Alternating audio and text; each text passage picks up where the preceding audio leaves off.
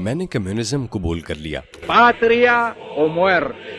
Communism के पास उन मुश्किलात और मसाइल का हल था जिनका सामना पूरी दुनिया में इंसानियत कर रही थी। इस वजह से मैं मुख्तलिफ मज़ाहिब पर तहकीक करता रहा, यहाँ तक कि मैंने इस्लाम कबूल कर लिया, एक ऐसा मजहब जिसके बारे में गलत फहमियाँ फैला दी गई हैं। नींद के दौरान मैंने खुद को देखा कि मैं एक बहुत बड़े स्टोरेज एरिया में मोटरसाइकिल चला रहा हूँ और मैं आगे से आगे चलता जाता हूँ, और ये देखने के लिए कि जिस दरवाजे से मैं अंदर दाखिल हुआ था वो अब भी वहीं मौजूद है। मैं बार बार पीछे मुड़ कर देख रहा हूँ, चुनाचे मैं एक मखसूस पॉइंट पर पहुँचने तक चलता रहता हूँ। फिर जब मैं वापस मुड़ता हूँ तो वहाँ बिल्कुल तारीकी छाई होती है जिसमें मुझे कुछ नजर नहीं आता। अगर मैं अभी यहाँ से बाहर न निकला तो फिर मैं कभी नहीं निकल सकूंगा। ये मौत थी।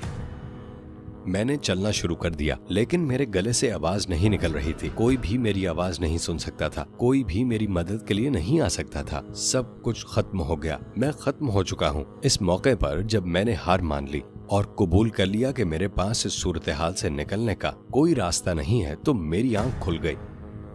ये खुदा ही था जिसने मुझे वहां से निकाला। मैं इस्लाम कबूल करने को तैयार था। अस्सलामुअलैकुम डॉक्टर बिलाल फिलिप्स, आपने तशरीफ लाकर हमें इज्जत बख्शी। मैं इस सवाल से आगाज करता हूँ कि डॉक्टर बिलाल फिलिप्स कौन हैं? अल्हम्दुलिल्लाह, मुझे मदऊ करने के लिए आपका शुक्रिया। मैं जमैका में पैदा हुआ था। मैंने बायोकेमिस्ट्री में डिग्री हासिल की। ये मेरी दिलचस्पी का मजमून था। कनाडा में तालीम हासिल करते हुए मैंने कम्युनिज्म इख्तियार कर लिया और कम्युनिस्ट पार्टी का गैर रस्मी रुकन बन गया और मुख्तलिफ मामलात में तुलबा के मुजाहिरों में सरगर्म रहा। जब मैं टोरंटो वापस आया तो वहाँ इस्लाम से मुतारिफ हुआ और मैंने इस्लाम कबूल कर लिया।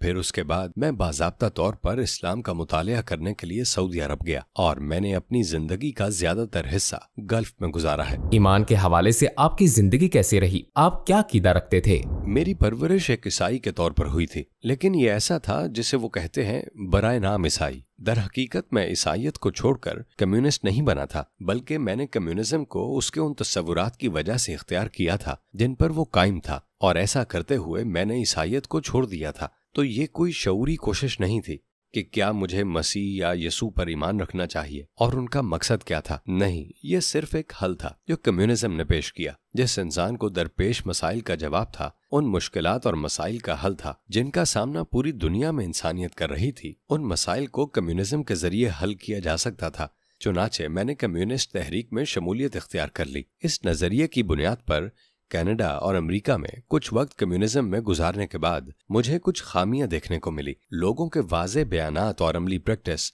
से कुछ खामियां सामने आई। कैपिटलिज्म का मुकाबला करने में कम्युनिज्म की नाकामी के बाद आप जानते ही हैं कि सरमायादारी ने उसको शिकस्त दे दी, तो इसका मतलब ये हुआ कि कुछ तो गलत था। अगर ये सही तरीका होता तो उससे सबसे आगे होना चाहिए था। कम्युनिज्म नजरिए के लिहाज से खूबसूरत था, उसमें एक खूबसूरत पैकेज था। चुनाचे पैकेज ये बताता है कि हर एक से उसकी सलाहियत के मुताबिक काम लिया जाएगा और हर एक को उसकी जरूरत के मुताबिक दिया जाएगा कि अगर आप मजबूत हैं तो आप काम करेंगे और ज्यादा काम करेंगे, लेकिन आपकी जरूरियात कम हैं, थोड़ी हैं, लिहाजा आपको सिर्फ आपकी जरूरत के मुताबिक ही हिस्सा मिलेगा। और आपके बाद जो इंसान है वो एक उम्र रसीदा इंसान है, उसकी जरूरियात ज्यादा हैं, लिहाजा वो पैदावार में से ज्यादा हिस्सा हासिल करेगा। लेकिन उससे मुतालबा क्या किया जाएगा, क्योंकि वो एक उम्र रसीदा शख्स है जो बहुत थोड़ा काम कर सकता है, चुनाचे उससे सिर्फ उतना ही काम लिया जाएगा। ये खूबसूरत लगता है, लेकिन हकीकत में इंसान फितरी तौर पर अपनी कोशिश का बदला देखना पसंद करते हैं। मैंने महसूस किया कि मुझे मजीद देखना चाहिए, चुनाचे फिर मज़ाहिब पर गौर करने के लिए मेरा जहन कुशादा हो गया। अगर मैंने शुरू में मजहब को मुस्तरद किया तो ये जहालत की बुनियाद पर था, मुझे वाकई मज़ाहिब के बारे में इल्म नहीं था। चुनाचे मैंने बुद्ध मत और हिंदू मजहब और दीगर मज़ाहिब का मुतालिया शुरू किया और जल्द ही मैं इस नतीजे पर पहुंचा कि वो हकीकत में काबिल अमल नहीं है। उन्होंने दावे किए, उन्होंने तस्वुरात पेश किए जो बहुत अजीब, गैर फितरी या ऐसी ही चीज़ें थी। इस वजह से मैं मुख्तलिफ मज़ाहिब पर तहकीक करता रहा, मुख्तलिफ लोगों के साथ बातचीत करता रहा, मुख्तलिफ पस मंज़र से ताल्लुक़ रखने वाले लोगों के साथ, यहाँ तक कि मैंने इस्लाम कबूल कर लिया। اور ایک وجہ ایک خاص کتاب کا مطالعہ تھی، اسلام دا مس انڈرسٹوڈ ریلیجن، جس میں مصنف نے کمیونزم، کیپٹلزم، اسلام، عیسائیت، بدھ مت اور دیگر مختلف مذاہب کا موازنہ پیش کیا ہے۔ انہوں نے موازنہ کیا ہے اور اچھے پوائنٹس کی نشاندہی کی ہے، پھر برے پوائنٹس، منفی پوائنٹس کی نشاندہی کی ہے۔ تو میں اس کتاب کو پڑھنے کے بعد جس خلاصے یا نتیجے پر پہنچا وہ یہ تھا کہ وہ ساری خوبیاں جو کمیونزم میں تھی، اور بلا شبہ کمیونزم میں خوبیاں تھی، اگرچہ وہ حل نہ بن سکا، لیکن بہرحال اس میں خوبیاں تھی۔ اس نے کچھ اچھے آئیڈیاز کو ایک جگہ جمع کیا تھا۔ وہ تمام اچھائیاں اسلام میں پائی جا رہی تھی، اور جو چیزیں کمیونزم میں اچھی نہیں تھی، بری تھی، اسلام ان سے خالی تھا۔ وہ خامیاں اسلام میں نہیں تھی۔ تو ایسا لگتا ہے جیسے اسلام نے ان تمام خوبیوں کو یکجا کر دیا ہے، جو خوبیاں بھی انسانوں نے کسی ایک یا دوسرے نظام میں جمع کی، اور ساتھ ہی اس نے تمام خامیوں سے گریز بھی کیا ہے۔ وہ نقصان دہ چیزیں جو مختلف معاشرے اپناتے ہیں یا جو مختلف مذاہب میں پائی جاتی ہیں۔ ایمان کے حوالے سے آپ کی زندگی کیسی رہی؟ آپ کیا عقیدہ رکھتے تھے؟ آپ نے پہلی بار اسلام کے بارے میں کیسے سنا؟ اس تحقیق سے پہلے کیا آپ کا کبھی مسلمانوں سے واسطہ پڑا تھا؟ آپ نے کہا کہ آپ ملیشیا میں تھے، وہاں آپ کے ذہن میں کیا تصور تھا؟ کیا آپ کے اندر کوئی تعصب تھا؟ کیا مسلمانوں کے بارے میں آپ کی کوئی اچھی رائے تھی؟ میں نے ملیشیا میں جو دیکھا وہ ثقافتی اسلام تھا۔ اسلام ایک ثقافت ہے۔ میری والدہ نے ایک انڈونیشین کو گود لیا جو مشرقی ملیشیا میں رہ رہا تھا، ریاست صباہ میں۔ اس کا نام صبا ہے، اور میری والدہ اور والد دونوں اسلام سے بطور ایک مذہب واقف تھے، اور میری والدہ خاص طور پر میرے منہ بولے بھائی کو جو ہمارے ساتھ رہتا تھا سہولت پہنچانے کی کوشش کرتی تھی۔ رمضان میں وہ جلدی اٹھ جاتی اور میرے منہ بولے بھائی کے لیے سحری تیار کرتی، اور افطاری کے لیے بھی وہ اس کے لیے کھانا اور مشروبات تیار کرتی تھی۔ جب ہم سور کا گوشت کھا رہے ہوتے تو وہ اس کے لیے مچھلی پکاتی۔ اگر اتوار کو ہم کچھ الکوہل پیتے، روایتی طور پر اتوار کے ڈنر میں پی جاتی تھی، تو اس کے لیے انگور کا جوس ہوتا۔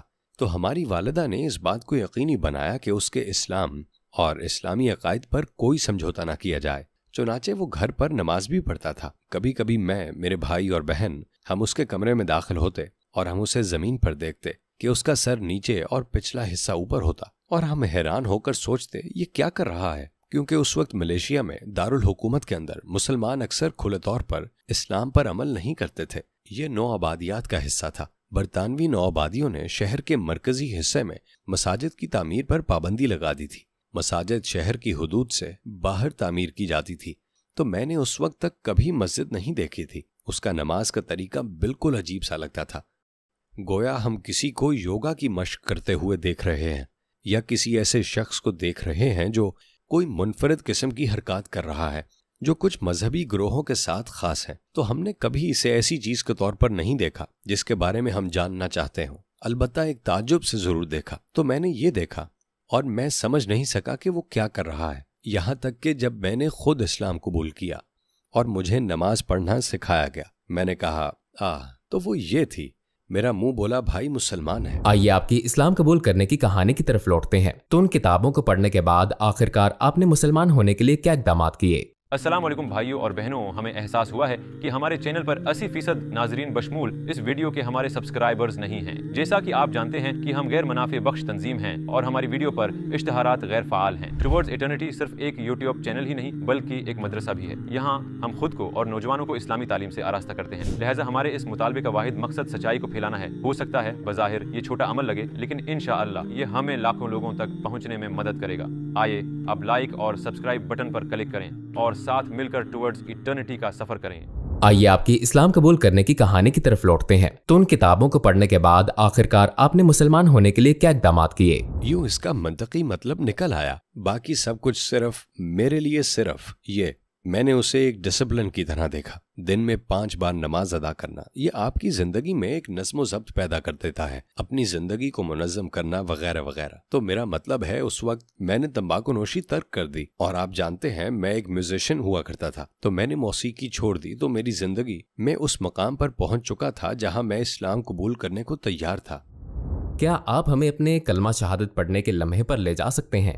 میں کمیونسٹ پارٹی کے لوگوں کے ایک گروپ میں رہ رہا تھا۔ میں سو رہا تھا۔ نیند کے دوران میں نے خود کو دیکھا کہ میں ایک بہت بڑے سٹوریج ایریا یا اس جیسی کسی جگہ، کسی گیراج وغیرہ میں چل رہا ہوں۔ دروازہ تھوڑا سا کھلا ہوا تھا جو میرے اندر داخل ہونے کے لیے کافی تھا، لیکن اندر مکمل طور پر اندھیرا تھا، اور میں آگے سے آگے چلتا جاتا ہوں، اور یہ دیکھنے کے لیے کہ جس دروازے سے میں اندر داخل ہوا تھا وہ اب بھی وہیں موجود ہے۔ میں بار بار پیچھے مڑ کر دیکھ رہا ہوں تو ایک قسم کا خوف تھا جو مجھے لاحق تھا کہ یہ دروازہ بند ہو سکتا ہے۔ چنانچہ میں ایک مخصوص پوائنٹ پر پہنچنے تک چلتا رہتا ہوں۔ پھر جب میں واپس مڑتا ہوں تو وہاں بالکل تاریکی چھائی ہوتی ہے جس میں مجھے کچھ نظر نہیں آتا، اور اس وقت مجھے محسوس ہوا کہ اگر میں یہاں سے باہر نہ نکلا تو میں کبھی باہر نہیں آ سکوں گا، یہ موت تھی۔ تو میں نے چلانا شروع کر دیا اور ان لوگوں کو پکارنا شروع کر دیا جو میرے ساتھ وہاں رہتے تھے، لیکن میرے گلے سے آواز نہیں نکل رہی تھی۔ کوئی بھی میری آواز نہیں سن سکتا تھا، کوئی بھی میری مدد کے لیے نہیں آ سکتا تھا۔ آخر کار میں نے خود محسوس کیا کہ سب کچھ ختم ہو گیا، میں ختم ہو چکا ہوں۔ اس موقع پر جب میں نے ہار مان لی اور قبول کر لیا کہ میرے پاس اس صورتحال سے نکلنے کا کوئی راستہ نہیں ہے، تو میری آنکھ کھل گئی، اور یہ ایک آخری پوائنٹ تھا جس نے مجھے خدا کے وجود کا یقین دلایا کہ یہ خدا ہی تھا جس نے مجھے وہاں سے نکالا۔ میرے دوست، میرے حالات، کچھ بھی نہیں، کوئی بھی میری مدد نہیں کر سکا۔ تو یہ بالکل آخری پوائنٹ کی طرح تھا۔ اس کے بعد پھر باقی سب کچھ بالکل آسان تھا۔ میں کہانی کو تیزی سے آگے بڑھانا چاہتا ہوں۔ آپ مسلمان ہو گئے اور آپ کی والدہ اسلام کے محافظ، اور آپ کے والد بھی ایک موحد تھے جیسا کہ آپ نے بتایا، تو کیا بعد میں وہ مسلمان ہوئے؟ جی ہاں، الحمدللہ۔ ان کی اسلام کے بارے میں کوئی منفی رائے نہیں تھی، کیونکہ ان دونوں نے اپنے یونیورسٹی کے زمانے میں مذاہب عالم کا مضمون پڑھا تھا، اور وہ اسلام اور اس کی تعلیمات سے واقف تھے، اور ان کی رائے تھی کہ یہ ایک اچھا مذہب ہے۔ اور پھر ہوا یہ کہ یونیورسٹی میں ان کے بہت سے دوست، شاید ان کے آدھے سے زیادہ دوست مسلمان تھے، لہٰذا ان کا عملی طور پر مسلمانوں سے سامنا رہتا تھا، اور وہ بہت اچھے لوگ تھے۔ اس وجہ سے اسلام کے بارے میں میرے والدین کا تاثر اچھا تھا، یہاں تک کہ میری والدہ بھی جب وہ یونیورسٹی آف ٹورانٹو میں مذاہب عالم کی تعلیم حاصل کر رہی تھی تو ان کا پروفیسر یہودی تھا، اور وہ پروفیسر جب بات کرتا، جب وہ گروپ کو دوسرے مذاہب کے بارے میں سکھاتا تو وہ ہمیشہ اچھے اور برے کی نشاندہی کرتا تھا۔ لیکن جب اسلام کی بات آئی تو میری والدہ نے محسوس کیا کہ وہ صرف بری باتیں ذکر کر رہا تھا، وہ کسی اچھائی کا ذکر نہیں کر رہا تھا۔ تو وہ لیکچر کے دوران ہی اٹھ کھڑی ہوئی اور انسٹرکٹر سے سوال کیا، کیا اسلام میں کوئی اچھائی نہیں ہے؟ تو ہم اسے سیکھ کیوں رہے ہیں؟ یہ سب بہت برا تھا۔ تو والدہ نے یہ ذمہ داری اٹھائی کہ کورس کے لیے تجویز کردہ کتابوں کے علاوہ دیگر کتابیں تلاش کرنا شروع کر دی۔ انہوں نے دوسرے مصنفین کو پڑھا، کچھ غیر مسلم مصنف، لیکن وہ اعتدال پسند خیالات کے حامل تھے۔ تو والدہ نے لیکچر ہال میں اسٹوڈنٹس کے درمیان اسلام کا دفاع کرنا شروع کر دیا، اور بلا شبہ پروفیسر کو یہ بات زیادہ پسند نہیں آئی۔ آپ جانتے ہیں، والدہ کہتی ہیں اس وجہ سے انہوں نے اسے صرف B گریڈ دیا، جبکہ ان کے تمام گریڈز A تھے۔ تو کم از کم آپ کو میری طرف سے A گریڈ نہیں ملنے والا۔ جیسا کہ میں نے کہا، ہم برائے نام عیسائی تھے۔ اس کا مطلب یہ ہے کہ اتوار کو ہم کلیسیا جاتے تھے، سب بچے، اگرچہ میرے والد کبھی نہیں گئے، وہ بچپن کا دور تھا، ہم اس پر سوال نہیں کر سکتے تھے کہ والد صاحب خود نہیں جاتے لیکن ہمیں بھیجتے ہیں۔ وہ تاکید کرتے تھے تم لوگ اپنی والدہ کے ساتھ جاؤ، تو ہم ہمیشہ چلے جاتے، لیکن وہ کبھی نہیں گئے۔ بعد میں جب میں نے اسلام قبول کیا اور میں نے ان سے اور اپنی والدہ سے اسلام کے بارے میں بات کی تو انہوں نے مجھے بتایا کہ جب وہ 13 سال کے تھے، جب وہ اسکول میں پڑھتے تھے، اور اس وقت برطانوی اسکول میں وہ لاجک سکھاتے تھے، جب انہوں نے عیسائیت کے بارے میں سوچا، کیونکہ وہ چرچ میں ایک کوئر بوائے تھے، ان کے والد ایک پادری تھے، جب انہوں نے یسوع کے خدا ہونے کے بارے میں سوچا تو یہ لاجیکل نہیں لگا، یہ بات ان کی سمجھ میں نہیں آئی۔ تو اس وجہ سے اس وقت سے وہ ہمیشہ صرف ایک خدا کی عبادت کرتے تھے، انہوں نے یسوع کی عبادت نہیں کی، اور ان کے بھائی اور بہنیں انہیں ملحد کہنے لگے۔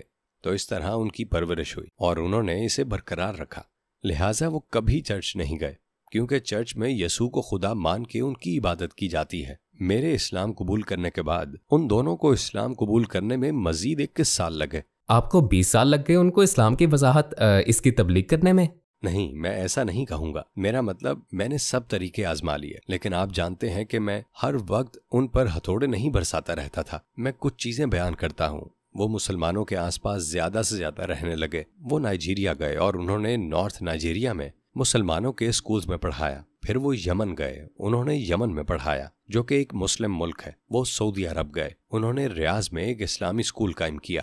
بنیادی طور پر تکنیکی ماہرین کے طور پر اسکول کو اکٹھا رکھنے میں ان کا مسلمانوں کے ساتھ بہت زیادہ میل جول رہا، جو کہ عام طور پر 90% مثبت میل جول تھا۔ اور اسی طرح جب وہ اپنے دوستوں کے ساتھ ہوتے اور ان کے دوست اسلام کے بارے میں کچھ منفی باتیں کرتے تو وہ اسلام کا دفاع کیا کرتے تھے، کیونکہ ان کے پاس صحیح اور غلط میں فرق کرنے کے لیے بیک گراؤنڈ کا کافی علم تھا۔ ان کے لیے اسلام قبول کرنا آسان تھا۔ میرے والد کے لحاظ سے وہ بنیادی طور پر یہ وہ وقت تھا جب انہوں نے مجھے بتایا کہ جب وہ 13 سال کے تھے، میں اس وقت تک اس بارے میں نہیں جانتا تھا کہ وہ صرف ایک خدا اللہ سبحانہ و تعالیٰ کی عبادت کرتے ہیں، یسوع کی نہیں، وہ کسی انسان کی عبادت نہیں کرتے۔ دوسری طرف میری والدہ، وہ ایک واقعے کی وجہ سے اس طرف آئیں، اور وہ یہ تھا کہ وہ جدہ میں رہ رہی تھی، جدہ کے ایک انسٹیٹیوٹ میں کام کر رہی تھی، اور جب میں ریاض سے ان سے ملنے آیا، میں ریاض میں ماسٹرز کر رہا تھا، میری والدہ نے مجھے بتایا کہ انہیں لگتا ہے کہ گھر میں کچھ ہے جو انہیں دکھائی دیتا تھا، اور ایسا لگتا تھا کہ کچھ بہت تیزی سے حرکت کر رہا ہے۔ وہ بالکل واضح نہیں کر سکی کہ وہ کیا تھا، اور اسے گھر سے بھگانے کے لیے انہوں نے جو کیا اس پر اعتقاد رکھنا انتہائی برا تھا۔ انہوں نے سلیب بنی، بہت سی سلیبیں بنائی، ایک گھر میں داخل ہونے والے دروازے کے اوپر رکھ دی، ایک بیڈ روم کے دروازے پر، ایک لیونگ روم میں، لیکن انہوں نے کہا کہ ایسا کرنے کے بعد بھی وہ چیزیں موجود ہیں۔ میں نے کہا ٹھیک ہے، مجھے یہاں سورہ بقرہ پڑھنے دیں۔ اسلام ہمیں یہی سکھاتا ہے کہ شیطانی اثرات کو گھر سے ختم کرنے کے لیے سورہ بقرہ کی تلاوت کرنی چاہیے۔ تو میں لیونگ روم میں بیٹھ گیا اور سورہ بقرہ کی تلاوت کی، اور پھر میں ریاض واپس چلا گیا اور اس کے بارے میں بھول گیا۔ تو جب والدہ نے اسلام قبول کیا تو انہوں نے بتایا، جانتے ہو جب تم نے وہاں جا کر قرآن پڑھا تو والدہ نے کہا اگلے دن ہی وہ چیز چلی گئی۔ انہوں نے کہا اس سے مجھے سمجھ آ گئی کہ اسلام میں کچھ تو صحیح ہے، یقینی طور پر اسلام مکمل طور پر درست ہے۔ تو یہ وہ چیز ہے جس نے ان پر سب سے زیادہ اثر ڈالا، اور اس طرح انہوں نے اسلام قبول کیا۔ اس رات جب میں ٹورانٹو میں ان سے ملنے گیا اور انہوں نے مجھ سے کہا اپنے والد کو مت بتانا، انہیں اپنا فیصلہ خود کرنے دو، اور اگلی صبح میرے والد آئے اور انہوں نے بھی اسلام کا اعلان کر دیا۔ آپ کے اسلام قبول کرنے کے بعد آپ تبلیغ میں کافی سرگرم ہو گئے۔ کیا آپ ہمیں کسی ایسی تبلیغی سرگرمی کے بارے میں بتا سکتے ہیں جو آپ کبھی نہیں بھول سکتے؟ شاید میرے تجربے کا سب سے دلچسپ لمحہ اس دوران تھا جسے صحرا کا طوفان کہا جاتا تھا۔ یہ پہلی خلیجی جنگ کی بات ہے۔ اس عرصے میں تقریباً 5 لاکھ امریکی فوجیوں کو صدام سے لڑنے کے لیے سعودی عرب لایا گیا تھا تاکہ اسے کویت پر قبضے سے روکا جائے۔ مجھے ایک سعودی سارجنٹ نے مدعو کیا تھا جو خود جنگ کے دوران اور اس کے بعد ان فوجیوں کے درمیان تبلیغ کا کام کرتا رہتا تھا۔ جنگ زیادہ دیر نہیں چل سکی، صرف چند دن چلی، تو وہ بہت سے امریکی فوجیوں سے ملتا اور انہیں اسلام کی دعوت دینے کی کوشش کرتا۔ یہ خیال ذہن میں آیا کہ ان امریکی فوجیوں کے درمیان ایک دعوتی خیمہ قائم کیا جائے جن فوجیوں کو ملک سے باہر بھیجا جا رہا تھا، اور اس خیمے پر ایک لیبل لگایا جائے جس پر لکھا ہو سعودی عرب کی ثقافتی معلومات کا خیمہ۔ ہم نے اس کا نام تبلیغی خیمہ نہیں رکھا، اور وہاں ہمارے پاس میزوں پر بہت سے کتابچے موجود تھے جن میں سعودی عرب اور جانوروں اور پرندوں اور سعودی عرب کی چیزوں کے بارے میں معلومات تھی، اور ہم نے ان کے درمیان کچھ پمفلٹس بھی ملا رکھے تھے جن میں اسلام کے بارے میں معلومات تھی، اور ہمارے پاس قرآن پاک کے انگریزی ترجمے کی کاپیاں بھی تھی ان لوگوں کے لیے جو خریدنا چاہیں۔ اور خیمے میں ہمارے پاس فوجی مرد و خواتین کے گروپ آتے تھے جو ایک وقت میں 150 سے 200 افراد پر مشتمل ہوتے، اور ان کے سامنے بالواسطہ اسلام پیش کیا جاتا سعودی عرب کی ثقافت کے طور پر، کیونکہ سعودی عرب کی ثقافت کے بارے میں بات کرنے کے لیے آپ کو لازمی طور پر اسلام کے بارے میں بات کرنی پڑتی ہے، کیونکہ اس کی بنیاد میں یہی چیز ہے کہ وہاں جو کچھ بھی آپ دیکھ رہے ہیں اس میں زیادہ تر چیزیں اسلام سے ہی آئی ہیں۔ تو یہ پیغام کہ اسلام لوگوں کی ثقافت پر کس طرح اثر انداز ہوتا ہے ان تک پہنچایا جا رہا تھا، اور آہستہ آہستہ ان میں سے بہت سے لوگوں کو مساجد کے وزٹ پر لے جایا جاتا تاکہ وہ دیکھیں کہ مسجد کے اندر کیا ہوتا ہے، دیکھیں کہ مسلمان کیسے نماز پڑھتے ہیں، اور وہ سوالات کریں۔ ہم نے خواتین فوجیوں کے لیے ایسے سعودیوں کے گھر کے وزٹ کا بندوبست کیا جنہوں نے امریکہ میں تعلیم حاصل کی تھی، ان کی بیویاں وہاں موجود تھیں، وہ بھی وہیں سے تعلیم یافتہ تھی، وہ ان کے ساتھ بات چیت کر سکتی تھی، لہٰذا انہیں مسلم خواتین سے ملنے کا موقع ملا، کیونکہ بلا شبہ ان کا خیال تھا کہ مسلمان خواتین پر ظلم ہوتا ہے، وہ یہ سیاہ لباس پہنے ہوتی ہیں، تو ان کے ساتھ کھل کر بات چیت کرنے کے عمل میں جو کچھ بھی وہ پوچھنا چاہتی تھی وہ پوچھ سکتی تھی۔ الحمدللہ 5 ماہ کے عرصے میں انہیں ملک سے باہر بھیج دیا گیا، اور ان میں سے 3000 سے زیادہ لوگوں نے ہمارے خیمے سے اسلام قبول کیا، ماشاءاللہ۔ تو یہ میرے لیے حیرت انگیز تھا، میں نے ایسا پہلے کبھی نہیں دیکھا تھا۔ یہ ایک بار کا اجتماع نہیں تھا، بلکہ ایک عرصے تک باقاعدگی سے لوگوں سے ملاقات کرنا اور پھر ان کی تربیت کرنا، ان کو تیار کرنا، کیونکہ ان میں سے بہت سے لوگوں کو اسلام قبول کرنے کے شاید 1 ہفتے یا 2 ہفتے دوران واپس جانا پڑتا، لہٰذا ہماری کوشش تھی کہ انہیں زیادہ سے زیادہ معلومات فراہم کر سکیں اور ان کے امریکہ لوٹ جانے کے بعد بھی ان سے رابطہ رکھیں۔ تو یہ آپ کہہ سکتے ہیں کہ سب سے بڑا دعوتی پروگرام تھا جس میں میں شامل ہوا۔ آپ کی زندگی کا مقصد اسلام لانے سے پہلے کیا تھا और इस्लाम लाने के बाद क्या है? इस्लाम लाने से पहले कोई वाज़ेह मकसद नहीं था। कुछ काम ऐसे थे जो करने पड़ते थे और आप जिंदगी को बेहतर बनाने के लिए उनको करने की कोशिश करते हैं। मेरा मतलब है, मार्क्स और एंगल्स की जितनी किताबें मैंने पढ़ी, मुझे याद नहीं कि मैंने उनमें कुछ भी ऐसा पढ़ा हो जिसमें जिंदगी के मकसद के बारे में बात की गई हो। उसमें कहीं भी ये चीज नहीं थी। एक कम्युनिस्ट या एक मुल्हिद के तौर पर आपका ये मानना होता है कि ये एक हादसा है, तो अगर ये एक हादसा है तो हादसात का कौन सा कोई मकसद होता है? हादसात तो होते रहते हैं, बस इतनी सी बात है। लिहाजा इस बात की कोई गुंजाइश ही नहीं। हो सकता है कि बाज़ मकामात पर लोग पूछ सकते हैं कि उन सब का फायदा क्या है। वो ये सवाल पूछेंगे लेकिन उनके पास कोई जवाब नहीं है। एक मुसलमान होने के नाते बिलाशुबा जिंदगी का मकसद जन्नत का हुसूल बन जाता है। ये जिंदगी, अब्दी जिंदगी जिसे हम जन्नत कहते हैं, उस तक पहुंचने का एक जरिया है। तो हम जन्नत में कैसे पहुंचेंगे? अल्लाह ताला की इबादत करने से। और इसी वजह से अल्लाह ताला का इरशाद है, वमा खलक़तुल जिन्न वल इंसा इल्ला लियाबुदून, और मैंने जिन्नों और इंसानों को इसलिए पैदा किया है ताकि वो मेरी इबादत करें, ताकि वो जन्नत में एक भरपूर जिंदगी हासिल कर सके। डॉक्टर बिलाल फिलिप्स, आपके संजीदा और बसीरत अफरोज जवाबात के लिए आपका शुक्रिया। हमें आपसे बहुत फायदा हासिल हुआ। अल्लाह ताला दीन के लिए आपकी काविशों को कबूल फरमाए। आमीन आमीन। अल्लाह ताला आपको और आपकी टीम को जिंदगी का मतलब समझने में अपने इर्द गिर्द लोगों की मदद करने पर बेहतर बदला अता फरमाए।